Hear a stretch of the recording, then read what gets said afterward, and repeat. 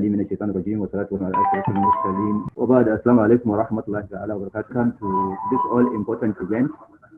Today we are having a lecture on personal financial management for self-reliance, which is going to be delivered by Dr. Asheikh Maidugu. Inshallah, this lecture being organized by IIIT. It is in the series of lectures it uses to organize mostly during this COVID period that we do online programs. We hope that this lecture, may I take your time to say a little about the IIIT. The International Institute of Islamic Thought, IIIT, is a cultural and intellectual institution which was established and registered in the United States of America. It provides a comprehensive Islamic outlook through the principles of Islam and relating them to regain its to the progress of human civilization and give it meaning and direction in line with Islamic values. These are the three key objectives of the IIIT. And what we are going to be doing today, inshallah, is going to tally with the first objective, that is trying to see how Islamic civilization relates to our day-to-day happening in such a way that we make our life a better one in this life and hopefully gain the pleasure of Almighty Allah in the hereafter. With this little introduction of the IIIT, permit me to introduce our guest speaker, Dr. Asheikh Maidugu, who is currently seated and ready. The chairman of the occasion, particular assignment is not on seat. The chairman, I make a brief remark for Dr. Adamu Ali. Bismillah as-samil alim min ash-shaytan ar-rajim. Bismillahir rahmanir rahim. Wassalatu wassalam ala man la nabi ba'da. Alhamdulillah, we are once again welcome to this series of activities lined up by the Central Nigeria Office of the IIIT, which by this lecture of today seems to be the climax or the completing aspect of our series of activities for this third quarter of 2020. Inshallah, today we shall be hearing, as it is, from Brother Asheikh.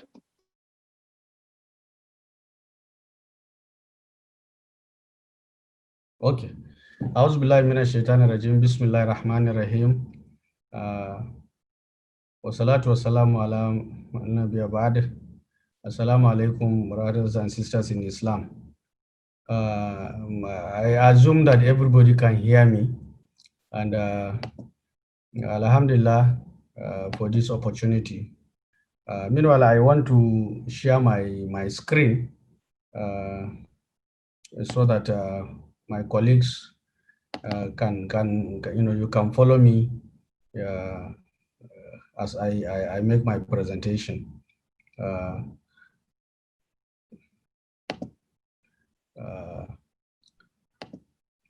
So the title of this presentation is Personal Financial Management for Self-Reliance. Now, as Muslims, we are expected to be productive in our lives, to be of benefit to ourselves and for our family members and then the Ummah. Now, for us to do that, to be of benefit, we have to be self-reliant. We have to be economically empowered and productive so that we can be of benefit. Now, if you look at the slides, I have some few slides. I have prepared some few slides. If you can see my slides, my presentation has an outline. There is going to be an introduction. Then we'll talk about the current recession in the country, Nigeria's economic recession. We'll talk about self-reliance. We'll talk about personal financial management. Then we'll talk about sources of capital for investment. And then we'll also give some tips for self-reliance. Now, by way of introduction, we know that the current global economic crisis has actually shocked the whole world. No country is spared from this economic crisis. So we have an economic crisis in which many countries, as a result of the current pandemic, has gone into recession. But it should be noted that the pandemic is a factor, but it's not the only factor that have contributed to the recession. And we'll see some of the factors as we progress in the course of this presentation. So both advanced and emerging market economies have suffered deep and broad-based declines. There is generally economic decline in the world.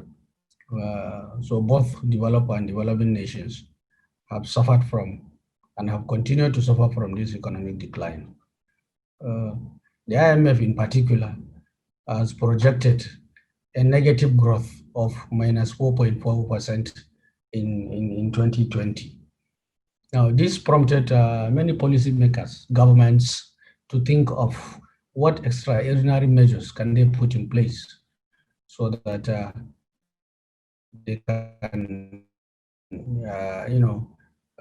move the economies forward and protect the people from the economic hardships caused by this recession. But unfortunately, these policies have, done little to contribute to recovery. Recovery still remains highly uncertain.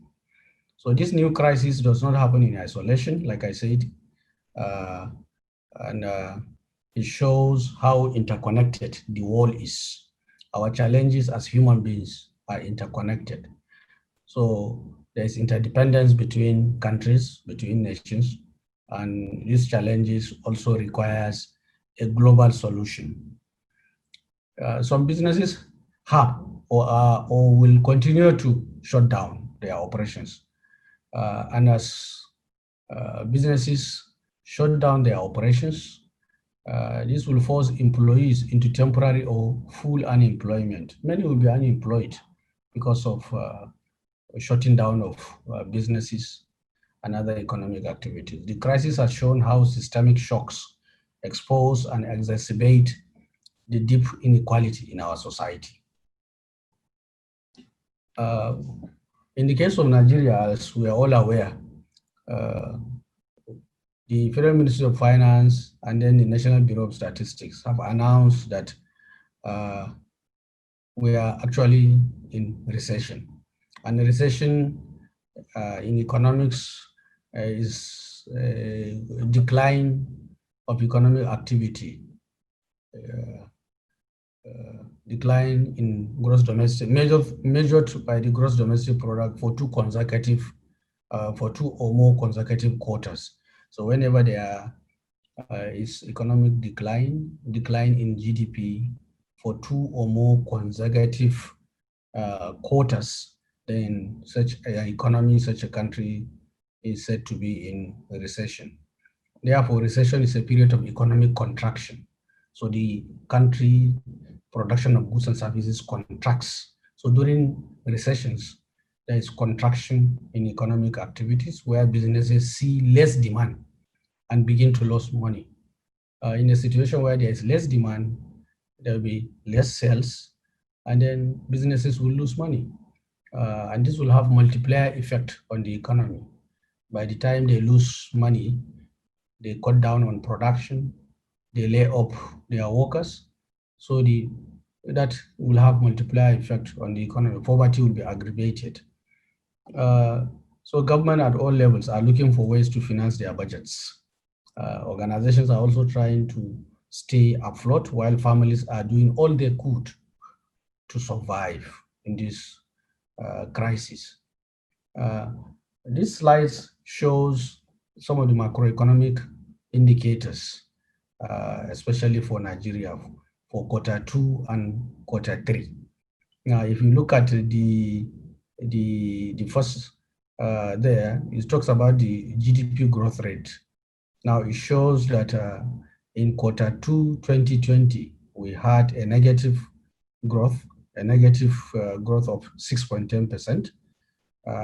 In Q3, we also had a negative GDP growth of minus 6.2%. So this shows that for these two consecutive quarters, the economy is contracting, where there is a negative growth in the 2 quarters. This actually shows that we are in a recession.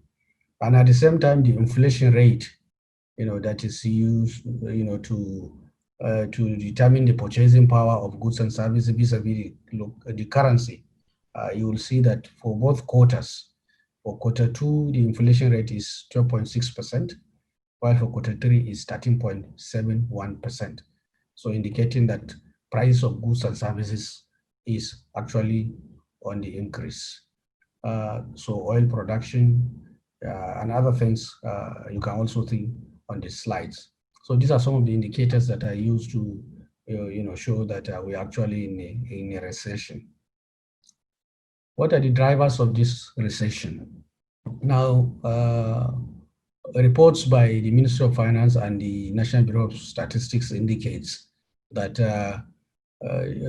these are some of the factors that have contributed, to Nigeria's recession. One is the COVID-19 pandemic.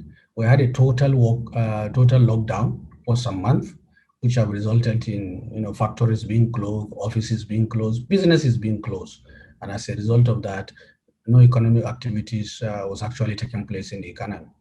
The hospitality industry was affected, banking was affected to some extent, then factories, companies, there was a total shutdown. So businesses were affected. Then the NSAS protests and the vandalization of businesses have also contributed to the recession. Like I said earlier, there is a rising inflation. You can see that the rate of inflation actually increased in the 3rd quarter. There is increased financial imbalance. The insurgency and then banditry, insurgency in the Northeast, banditry, kidnappings, in the Northwest and some parts of the North Central have also contributed to recession. Then there is dwindling foreign exchange earnings.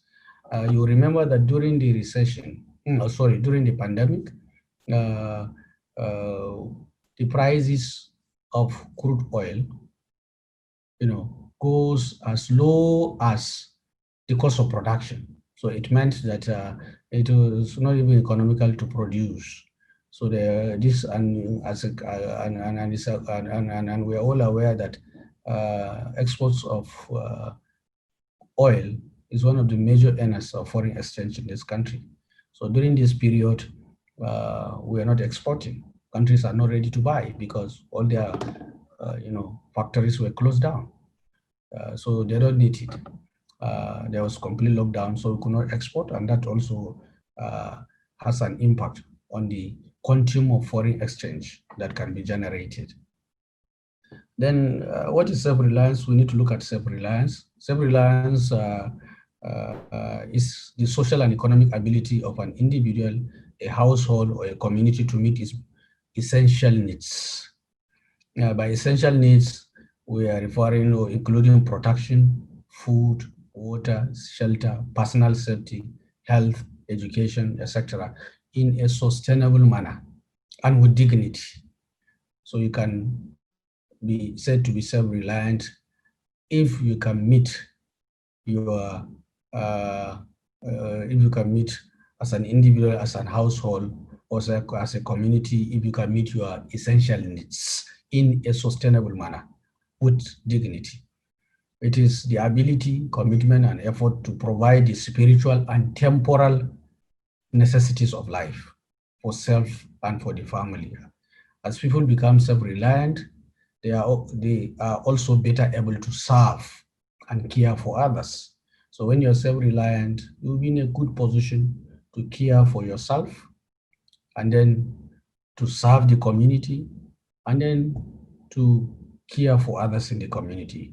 Self-reliance can be attained through personal financial uh, management. So to be self-reliant, you can achieve self-reliance through prudent personal financial management.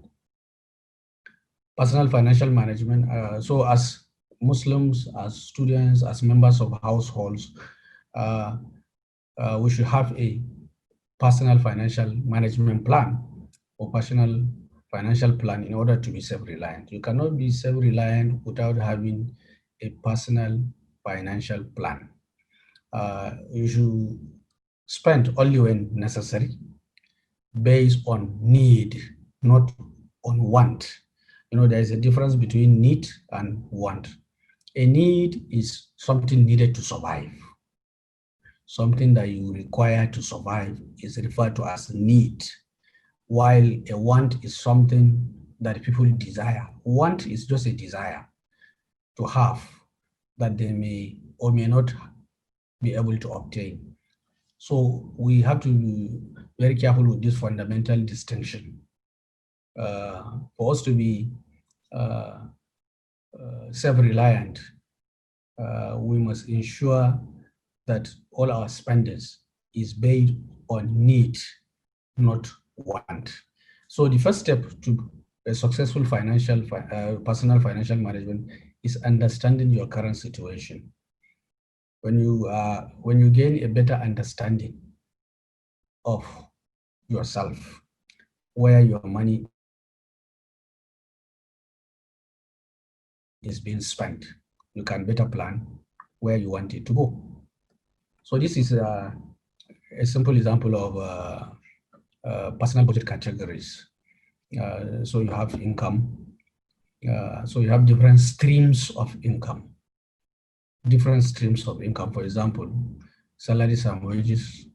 For those that are riba can receive result, they have interest. Side hustles,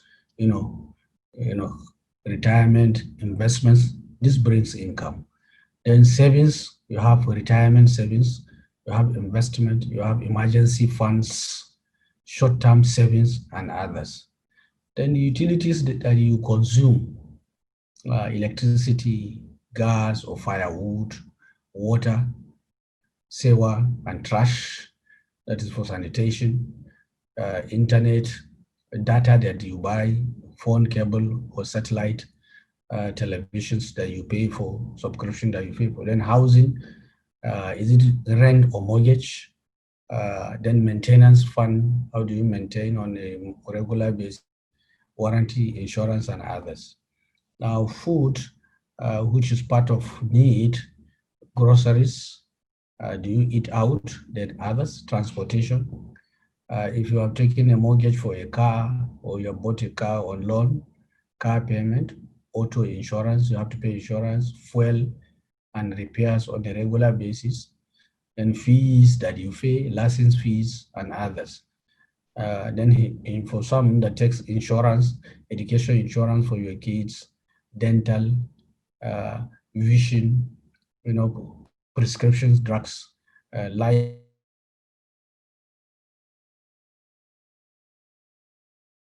and disability. Do you take a student loan, credit card, medical bills, personal loans, and others? Leisure, do you go on vacation, subscription, gifts, movies? These are then education, tuition and fees, school supplies, extracurricular, trips, and others. Then personal, toiletries, beauty, barbershop, clothing, laundry, and others. Miscellaneous, childcare, kids allowance, pet, for those that have pets, pet care, computers, others.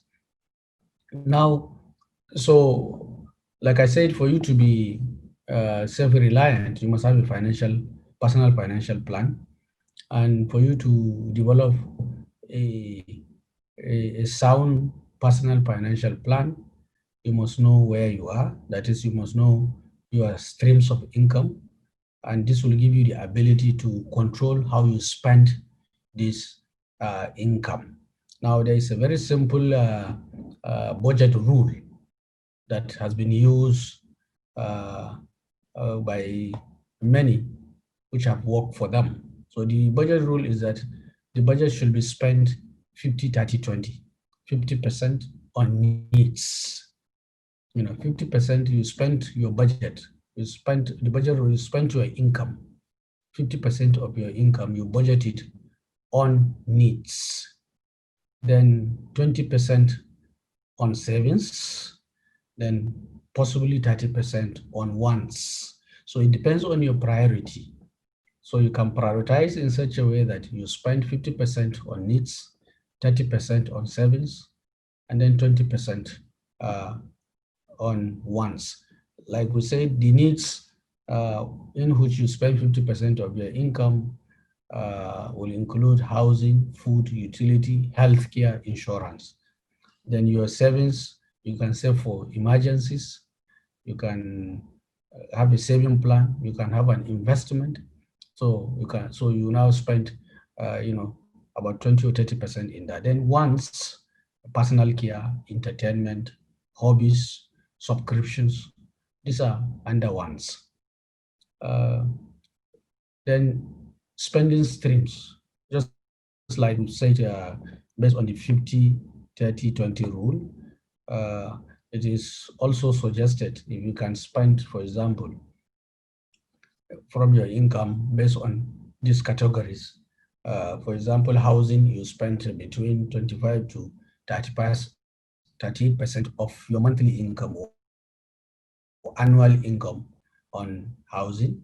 On food, you can spend 10 to 15%, transportation 10 to 15%, insurance 3 to 7%, debt 0 to 10%, then fund money, closing, savings, depending on your priorities.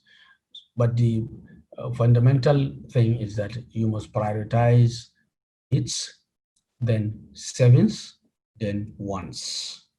We give a very simple example here, assuming that you have a monthly income of 100,000. Your monthly income is 100,000.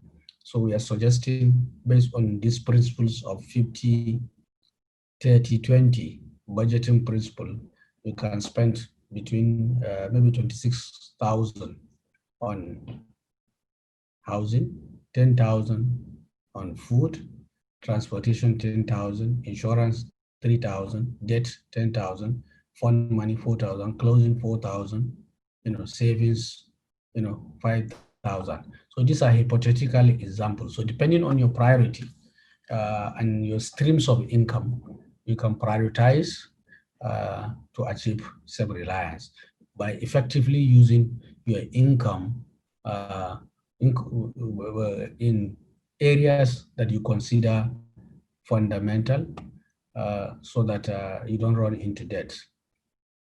Now, as Muslims, we can engage in many ventures, many economic ventures, businesses that can bring or give us different streams of income so as to be self-reliant. So what we did here is that we said there are some small businesses as Muslims we can engage in.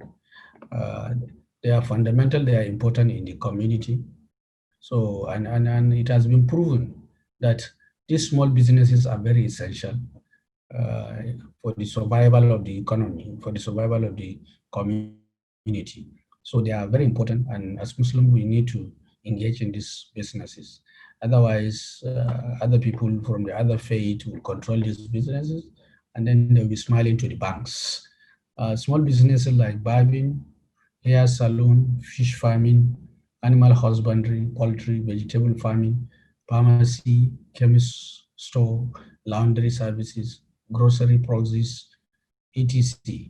They require low capital base to start with, and they have unlimited market. Like I said, they are fundamental. They are essential in the community, and they also talk to our needs, so we can engage in them. Now, these are alternative income sources that can be set up within, for example, in our community, in our campuses, or in our neighborhoods, and if well managed, may grow to become big businesses. Because we've seen that most of the technological giants, most of the companies that we see today actually started as small uh, businesses. Examples are Apple, Instagram, GoFundMe, Paystack, are all global companies, but they are all global companies presently. But they all started with side hustles. They started as small businesses, but Alhamdulillah, with time they grew with good management and proper. They grew to be conglomerates. Now, the need for saving cannot be overemphasized. Savings gives you an avenue for low risk investment. You cannot invest without saving. That is why when we showed the principle of budgeting, we said you must have a savings plan to succeed. Now, so this is the sixth law of wealth, because you need to create wealth. You save, you invest to create wealth. The first law of wealth is keep a part of all you earn. So you must always have something that you keep as saving out of what you earn. If you're a public servant, you must develop a plan to save whatever little it might be, that on a monthly basis, you must have a saving plan. So the first law of wealth is keep a part of all you earn. Save at least 10% of your income. At least 10% of your income you save on a monthly basis. If you collect on your income on a monthly basis, at least 10%. If it is not feasible due to the harsh economic situation in the country, you must save. Even if it is 5%, even if it is 3%, you must have that savings plan. The second law of wealth is put your savings to work for you. Invest it so it will multiply. So that savings, that percentage of your income that you save, let it work for you. Invest it so that it can multiply. The third law of wealth is avoid debt. Bash, avoid it as much as possible.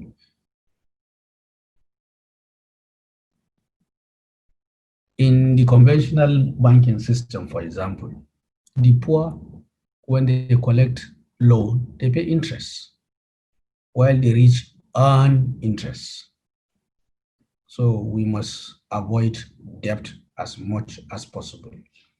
The fourth law of wealth is don't speculate in get rich quick schemes. Get rich quick schemes.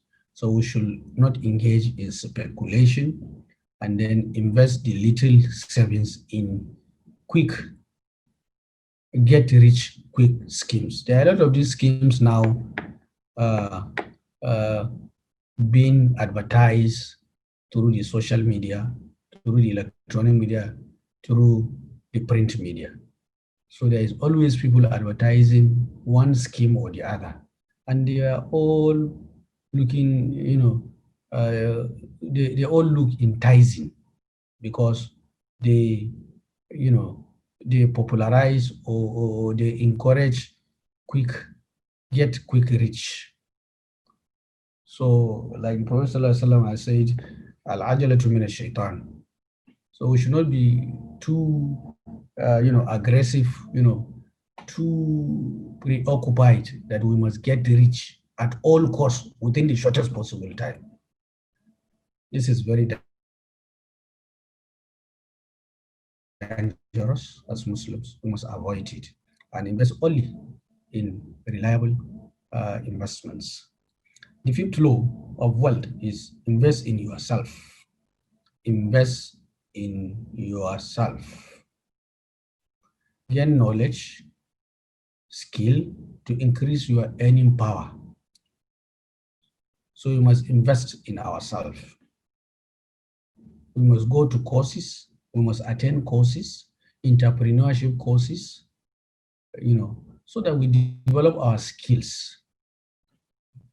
Then the sixth one is safeguard your growing fortune with diversification and insurance. We should not put all our eggs in one basket. There are different streams of investment.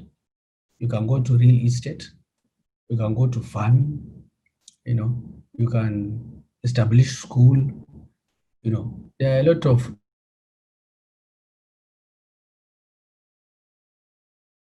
investments that you can in one basket. We must diversify so that we also diversify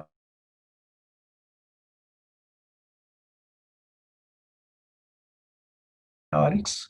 Now, studies have shown that in most developing countries, that capital is, to a large extent, not the biggest hurdle as far as self-reliance is concerned. But our ability to identify investment opportunities and our time to invest in such opportunities is the biggest challenge. But we should realize that family and friends are and our social networks are the most veritable source of capital for investment. We also have government schemes, intervention schemes that can also provide capital for investment. In this instance, for example, the federal government has, through the Central Bank of Nigeria, have come up with the Anko Borrower scheme for agriculture. Equally, the Nigerian incentive-based risk sharing system for agricultural lending, NASAL, is also there. There is also the recently approved 75 billion youth investment fund, among others. And like I said, family, friends, and social networks is very important as far as provision of capital for investment. So these are some tips for personal financial management and self-reliance. Like I said earlier, we must diversify our source of income. Don't say that because you are a public servant, that what you only know is going to the office, coming back, and then at the end of the month, you collect salary. That is not enough. You must diversify your source of income. You must engage in side hustles, small businesses around, invest in them so that your streams of income will increase. Secondly, establishing priorities. As Muslims, as an ummah, as individuals, we must prioritize. We must establish our priorities. What are our priorities in life? What do we want to achieve in life as Muslims? Then we must establish budget. Without budget, you'll be just spending in the wrong streams. So we must, as Muslims, establish budget, and we must adhere to the budget principles as much as possible. If we have debts, we must pay our debts. We must have emergency fund. Then in periods like this, when we are in a recession, we must migrate to a more economical lifestyle. We must adjust to the realities of the moment. Nigeria is in a recession. Food prices of goods and services is on the increase. So we must adjust to a more economical lifestyle. In conclusion, I want to emphasize that the current economic crisis will definitely exacerbate poverty and destitution in the country. More will be drop, more will lose their jobs, and that will have multiplier effect on sustainable livelihoods. The poor are getting poorer. Yes, that is a reality. The poor are getting poorer, and the interventions that have been put in place by government of recent, even though with good intentions, are not bringing out the required results. They are not effective in alleviating poverty. So at individual level, the adoption of personal financial management has been seen as a veritable tool of ensuring self-reliance. You cannot be self-reliant without personal financial management. As students, we must, or as public servants, as Muslims, we must have various saving schemes and engage in economic ventures so as to achieve self-reliance or the achievement of economic well-being. The adoption of self-reliance requires a change in mentality among the Muslim youth. We must change our mentality. Auspicious consumption should be avoided. We must prioritize and know where we spend our monies are. We must know where we spend our money. Spend can only be controlled when you have a budget, when you have a sustainable personal financial management plan. وآخر دعوانا أن الحمد لله رب العالمين. جزاك الله خيرا. It's now time for interactive session. Maybe we may have the next 10 minutes to interact. If there are people with questions, they can indicate through chat so that they can be given permission to ask their questions, and then the speaker will respond accordingly. Anything from the chat?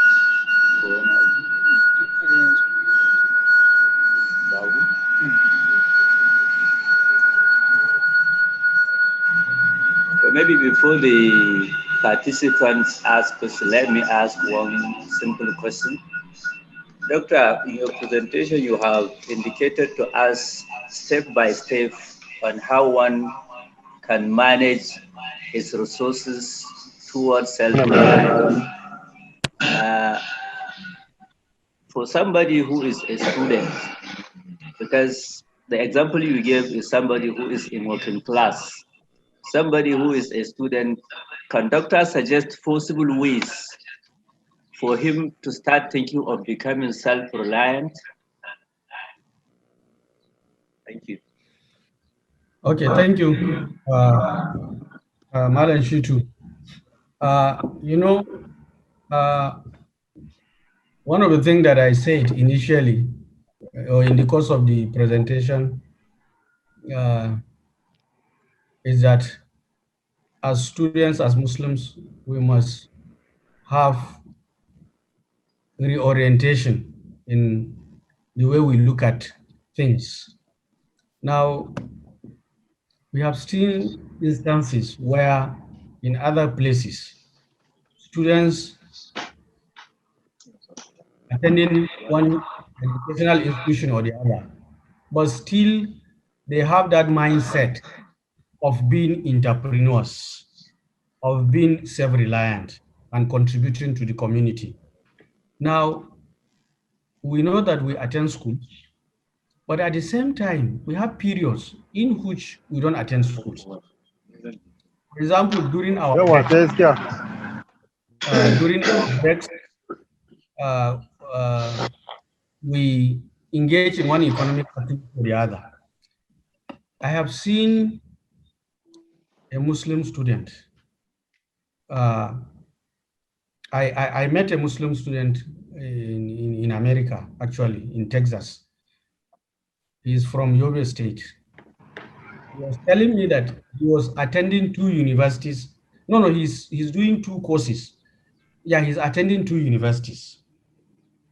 And he said that he has made it a policy that he will not ask his father for money to sponsor him for his education. what he does is that in the night, he has arranged, he goes to a company and serve as a security man at the company. So he will be a security man, a security guard, spend the night. In the morning, he will go for his studies. He has also arranged in such a way that during weekends, he can still go to another factory and work so as to earn a living. Apart from that, he also buys, from what he has generated, he buys cars and send the cars down to Nigeria. He's a Muslim, he's a student. So it's about mindset, it's about orientation. Now you can tell me that that for those in Nigeria, they cannot generate that enough to do that. But still, if that mindset is there, they can either engage in some manual labor when they are not in school, they can be tailors, they can be welders, they can engage in farming activities when they are not in school. So it's all about orientation, it's all about mindset. And the other thing is some of them that, that are having support from their parents, they can still sacrifice something out of being given to them and do little service. They can do this little service and then engage in one economic venture or the other. They can, for example, a student, nothing will stop a student from, selling recharge cards. It's not necessarily that he sells physical research cards. He can sell research cards via his phone.